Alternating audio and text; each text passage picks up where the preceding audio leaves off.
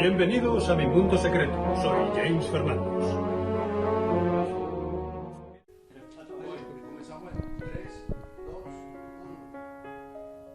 Hola, buenas tardes, amigos. En el mundo secreto de James Fernandus tenemos a David Barea.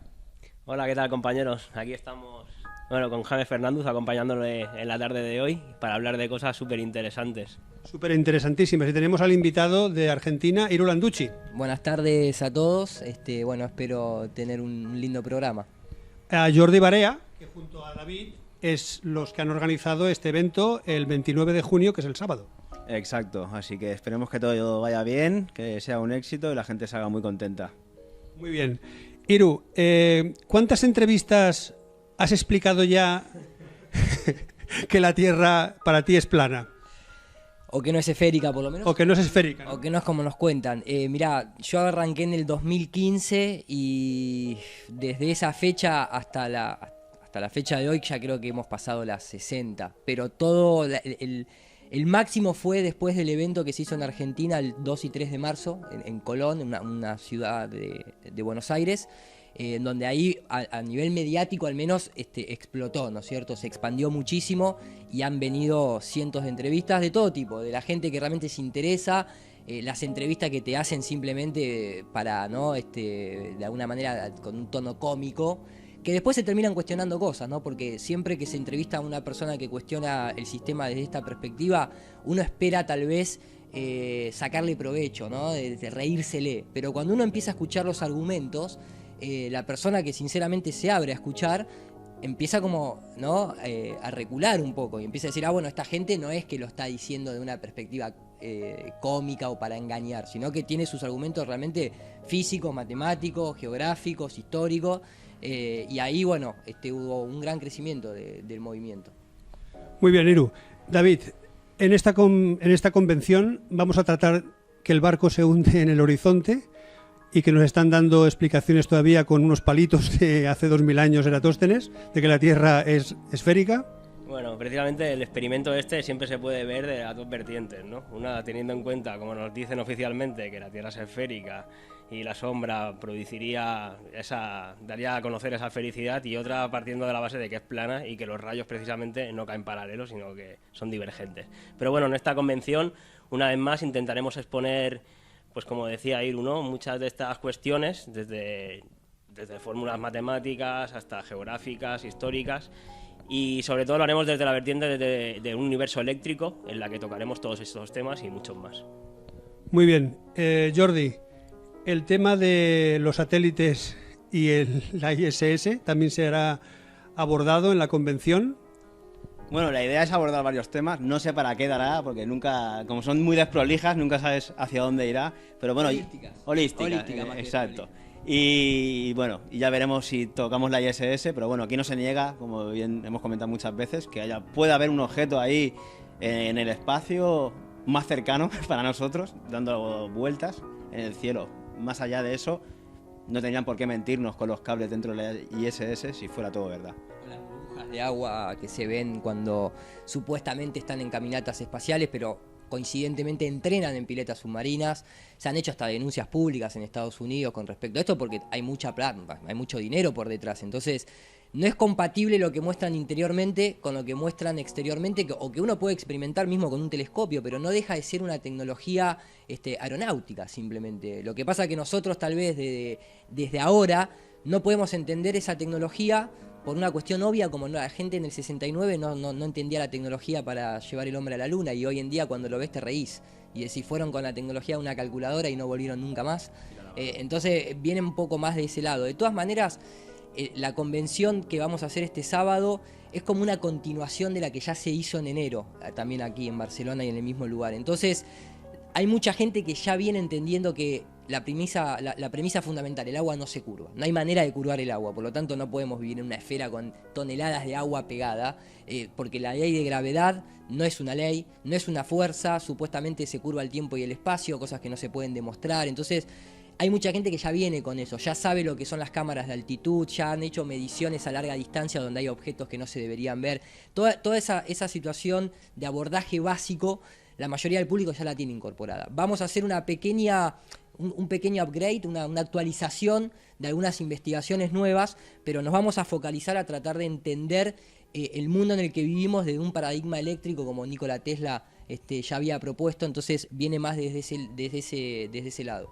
No, pero es chocante, por lo que me ha pasado es que Neil deGrasse Tyson, por ejemplo, en su programa Cosmos, o en entrevistas que ha dado más tarde, apela a los palitos de Atóstenes, cuando en el mundo tecnológico del siglo XXI, con tanto satélite o con un Hubble que nos podrían mostrar hasta la rotación de la Luna en cierto momento, en tiempo real, o estás viendo el parte meteorológico y todos son dibujitos, cuando podían darme una tormenta o una tormenta perfecta como la película, ¿no?, en tiempo real y verlo desde el espacio. Entonces, claro, yo lo que le pregunto también es ¿por qué a las personas, a la gente, no se quedan con esto, ¿no? Quizás no les choca todo esto, que nos tienen que dar explicaciones con un palito de hace 2000 años cuando tenemos la tecnología hoy suficiente.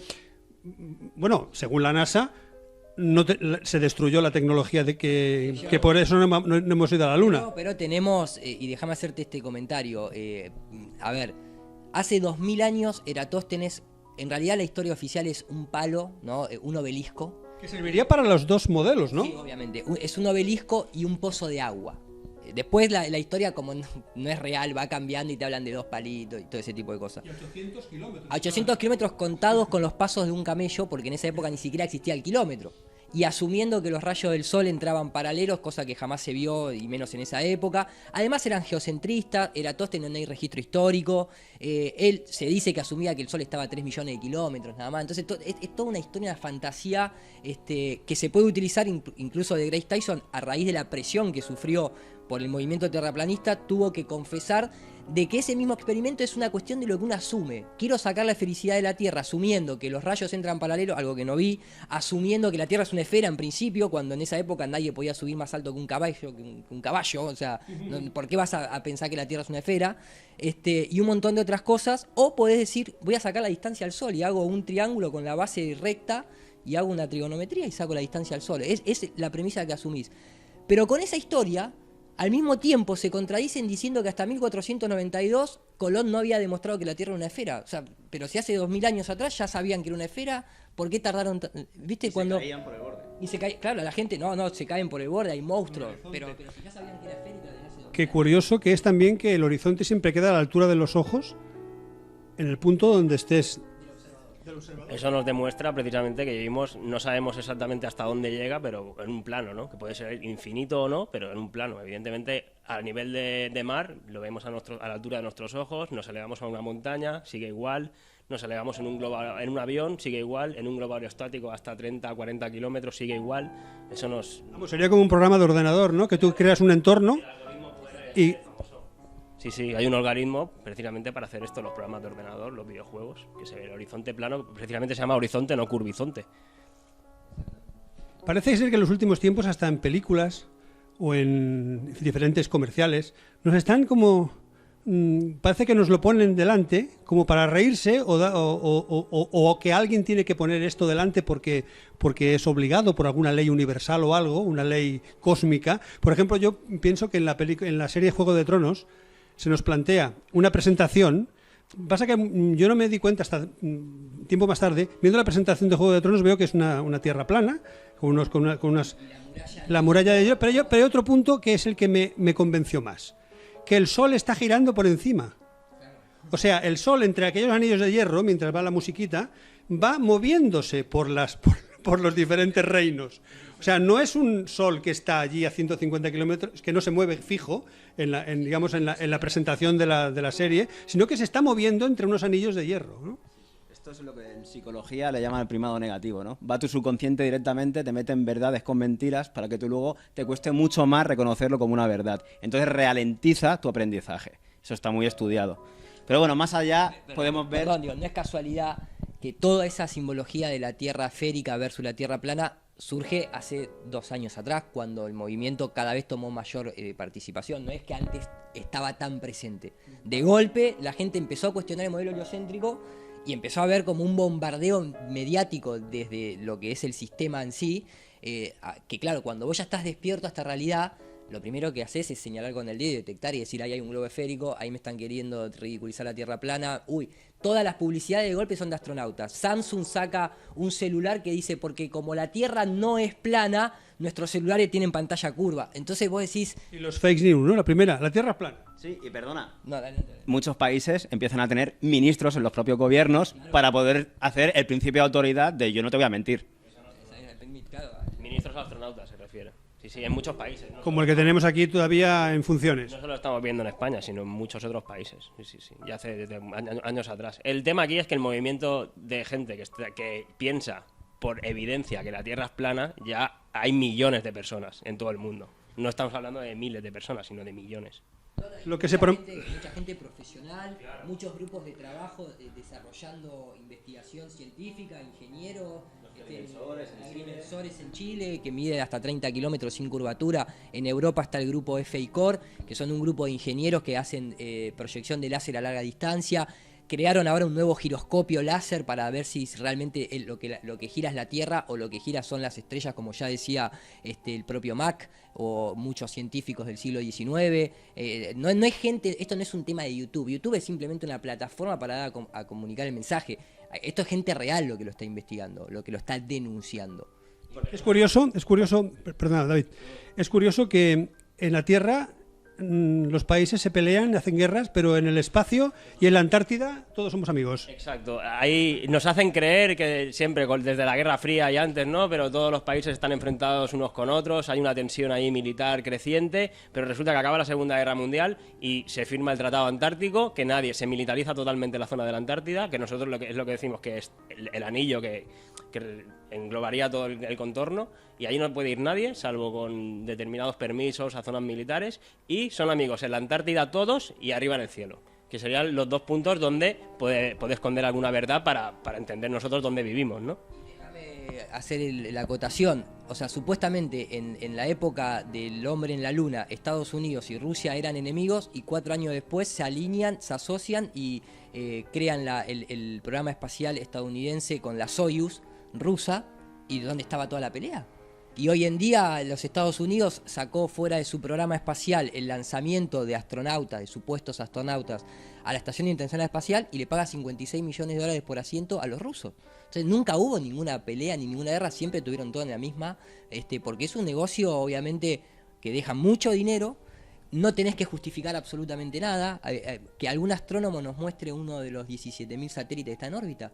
Hace poquito salió una noticia que acá en Canarias habían desarrollado un láser para desviar objetos. Había más de 40.000 objetos en el espacio que hacían correr peligro a los satélites, entre la basura espacial. Entre esos objetos había tornillos. Pero ¿qué ser humano puede creer que con un láser desde tierra vas a apuntar a un tornillo a 40.000 kilómetros por hora? Pero Que por cierto, en una de las grabaciones de la NASA se caía un tornillo y se va al suelo. hay un tornillo de golpe y decís, ¿dónde está la gravedad? Entonces es realmente... Lo cogía. El hombre lo cogía. O sea, es que en vez de... Dice, bueno, pues... Después se quita el sonido y no pasa nada, ¿no? Ha caído ahí. Pero no, es que lo cogía del suelo. Es que... ¿sí? O sea, es curioso también que todos son enemigos y unos se están amenazando, pero a la hora de poner satélites en órbita, para que no se choquen, que se tienen que dar ellos mismos las coordenadas de sus satélites, y no se estarían chocando. O sea, te estoy amenazando con un supermisil nuclear, pero a la vez te doy mis datos de mis coordenadas de mis satélites para que no se choquen con los tuyos, que a la vez sirven de espía también, para robarte datos. Tenemos que empezar a pensar por nosotros mismos, por favor. Son incongruencias que nos... Y aparte de los satélites, la fibra óptica y el cable submarino, ¿no? ¿Que para qué tenemos tantos satélites? Eso es como funciona Internet realmente. Pero te lo decía desde el paradigma... Estratégico militar, digamos. Desde el paradigma que es un absurdo, que nos hacen creer que están enfrentados entre ellos. Esto es como el libro de 1984 de George Orwell, te lo explica muy bien. O sea, que nos hacen creer que vivimos con dos bandos enfrentados y que el partido es el único que tiene el poder, pero realmente no hay dos bandos enfrentados, es uno. El mundo puede estar... Yo creo que está regido por la oscuridad, por lo que llaman el mal, fuerzas oscuras, ¿no? ¿Qué hacemos entonces nosotros aquí con ellas? Esta es la pregunta que... De momento yo creo que son preguntas más filosóficas, que al final, si tiras del hilo, podemos llegar a planteárnosla, pero me parece que tenemos que empezar a construir desde la propia realidad de lo que podemos llegar a observar y comprender. Y ya llegarán las respuestas a estas otras preguntas. Vamos a empezar a andar. Pero ha quedado bien. ¿Te ha quedado maravilloso? No, porque al final la esencia es volverte a preguntar todas estas preguntas que se hacían antes de la filosofía, de quién somos, qué hacemos aquí, hacia dónde vamos, que la ciencia oficial... Va relacionado con el entorno en el que yo vivo. Si el entorno me cambia y yo descubro que no es lo que me habían dicho, el feedback entre mi investigación interna y externa empieza. Claro, pero como buena religión, el heliocentrismo, además de tener sus profetas, y digo profetas porque entre otras cosas, con el tránsito de Venus puedes decir que si Venus es igual que la Tierra, puedes llegar a calcular, por el paralaje, puedes llegar a calcular la distancia al Sol. Tú eres un profeta porque 300 años después eso se te reconoce como verdad. O sea, como buena religión ya se te quitan las respuestas que internamente hemos venido a este mundo a hacernos o a intentar comprender qué es la vida y nos han dado unas soluciones aleatorias en un universo infinito donde tú eres una mota de polvo perdida en el espacio y da gracias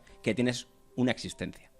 Bueno, o sea, todos los que nos están haciendo este montaje y esta mentira, buenas intenciones no tienen. No, claramente que no, pero aparte... Y negocio, y claro.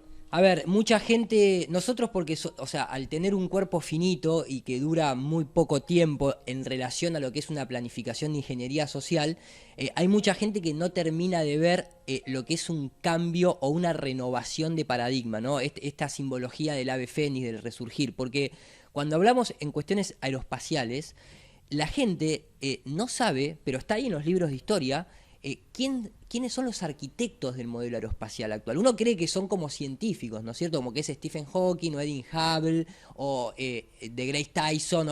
Pero en realidad cuando vas a la historia, vos decís, bueno, a ver, ¿quién planteó la primera vez que la Tierra se movía? Copérnico. ¿A qué orden pertenecía? La orden jesuita. Después vino Galileo. ¿Quién era el mecenas de Galileo? La familia Medici, los Farnesi, los mismos que fundaron el Vaticano.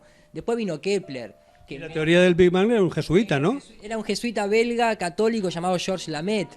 La distancia de la Tierra al Sol a través del tránsito de Venus es Maximilian Schell, que en la propia Wikipedia te dice que fue acusado en su época por sus colegas de falsificar los datos. El que sacó que la Tierra tenía un núcleo de lava es Atanasov Kirchner. Entonces, a lo que voy es, ¿a dónde están los científicos? Sí, Edwin Hubble tomó lo que había dejado el jesuita Georges Lamette.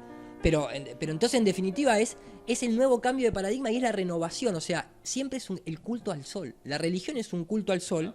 Y este es el nuevo culto al sol. Es la Tierra dándole la vuelta al sol cuando todos los días levantás la cabeza y ves que la luna, el sol tienen el mismo tamaño, se mueven arriba tuyo, igual que las estrellas. Nos hacen negar nuestros propios sentidos, básicamente. Y lo que te das cuenta de que estas premisas, que como bien dice Yeru, las hicieron unos religiosos, no únicamente lo que han hecho a posteriori es hacer unas matemáticas con las físicas teóricas que les cuadran. Porque hoy en día, por resolución angular, tú puedes decir que el Sol mide lo mismo que la Luna, o te parece a ti, porque uno está 400 veces más lejos, pero está 400 veces más grande que el otro. Entonces, tú ves que hay un constructo matemático que todo se hace cuadrar, obviamente, pero eso no significa que no sean las sombras de la caverna de Platón.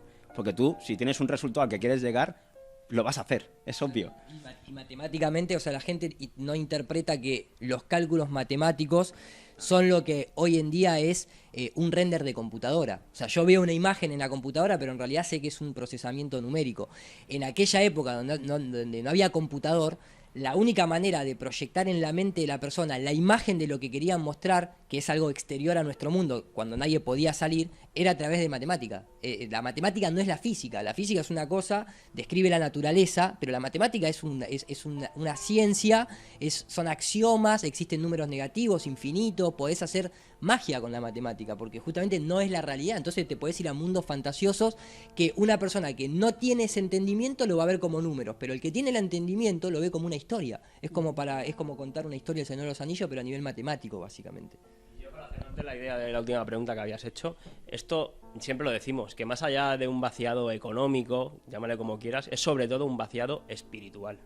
Porque nos han anulado esas preguntas inherentes a todo ser humano, de qué hacemos aquí, quiénes somos, de dónde venimos. Si no hacemos, vamos, que nuestra finalidad no es conquistar pedruscos en el espacio. Somos una mota de polvo en el espacio, lo que te vienen a decir, no tenemos somos insignificantes. Entonces, sobre todo es un vaciado espiritual, y eso llegan a hacértelo si capaz que alguna vez te habías hecho esas preguntas inherentes a todo ser humano, entre la teoría de la evolución y la teoría del Big Bang, O sea, quedan totalmente respondidas uno mismo y ya no te las vuelves a hacer.